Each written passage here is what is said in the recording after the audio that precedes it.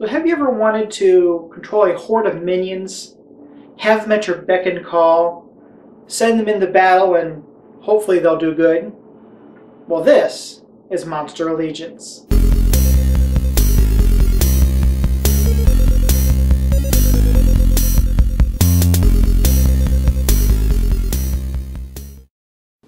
So in Monster Allegiance, you will get a hand of creatures, and you're going to be using those creatures to control a 7x7 grid.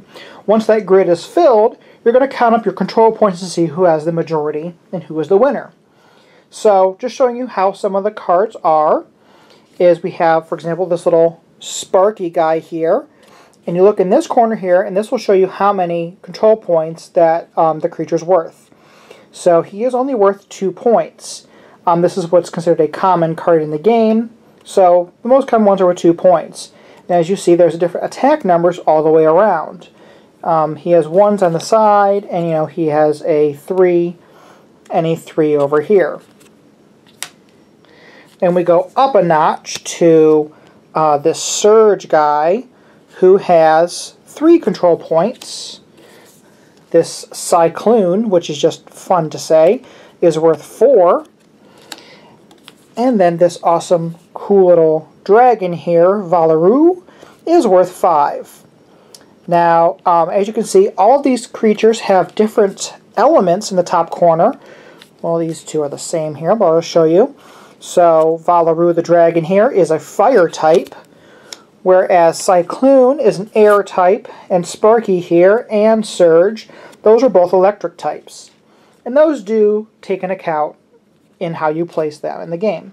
So let me set up the board and I'll show you how the game is played. So the first thing you do in the game is you deal out 4 cards to every player. Then you take a card from the top of the deck, or they suggest actually using these blank cards that come with the game, and you're going to place that face down in the middle of the board to start your grid. The grid is going to be a 7x7 grid. You'll play till the grid is complete, and that'll be the end of the game. You count up your points, and that's how you determine who the winner is. So, first thing you got to take into account is the elements that I showed you a little earlier. Each element is weak and strong against another element. I'll just go through these really quickly. Earth beats lightning, lightning beats water, water beats fire, fire beats air, and air beats earth. So what that means to you is that when you are attacking, if you are attacking a weaker element, you are going to do double damage to that. So Earth does double damage to lightning. But if you're attacking and you're using a weaker element, you're only going to do half damage. So if you're attacking a lightning to Earth, lightning's only going to do half of the normal damage that you would do. A little confusing because attacking and defending are a little different, but it's pretty straightforward and pretty easy to do.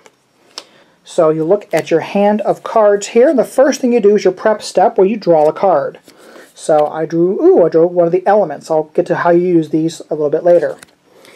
So what I'm going to do is, let's just say here, let's start off easy. Let's just go ahead and use this Silkwing. So to play the Silkwing, I'm going to place it face up in the play area, adjacent to another card, so that the words are facing me. Where you sit in this game is very important, because that determines where you face your cards. So traditionally in a 2-player game, you're going to be directly across from each other. But in this game, if you're only playing 2 players, you might want to change that up and sit to the side of your opponent. Because, let me grab their cards here.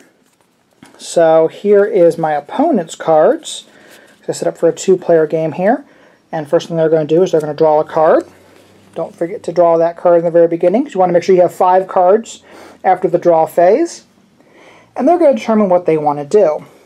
Well, they're looking here, it's like, oh, there's a card there. It's a 2. Oh, I can easily beat this 2. I can use this Surge, because look at the 4 on this side. But that's not how you place it. Since my opponent is to my right here, they actually have to place their card like this, so that way they can read it. So therefore a 2 does not beat a 2. And even using the elements, there's nothing there that can actually help them.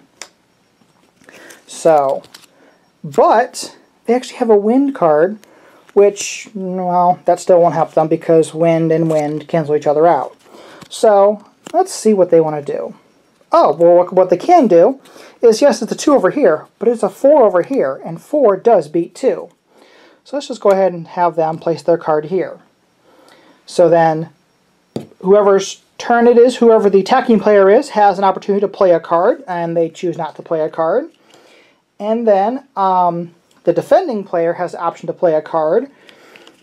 So, you know, the only thing they can play is they have an Earth card. Well, the Earth card really wouldn't help them, because as you remember, Wind beats Earth, so they wouldn't want to have their stuff split in half, so Earth really wouldn't help them any. So they're unfortunately going to have to concede to this battle. So the Silkwing becomes my opponent's card. Then it is my turn.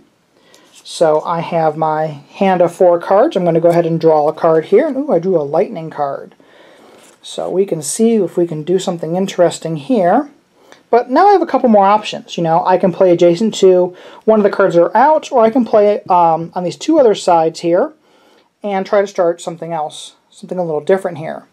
But you know what? I'm a little mad that he took my Silkworm, so I'm going to go ahead and get that back, and I'm just going to go for broke here, and I'm going to use this Valaroo. So Valaroo is going to come out here, placing Valaroo right there. And there's no correlation between electricity and fire according to our chart here, so there's nothing additional we need to worry about. So, my opponent would be losing this battle because 9 definitely does beat 4.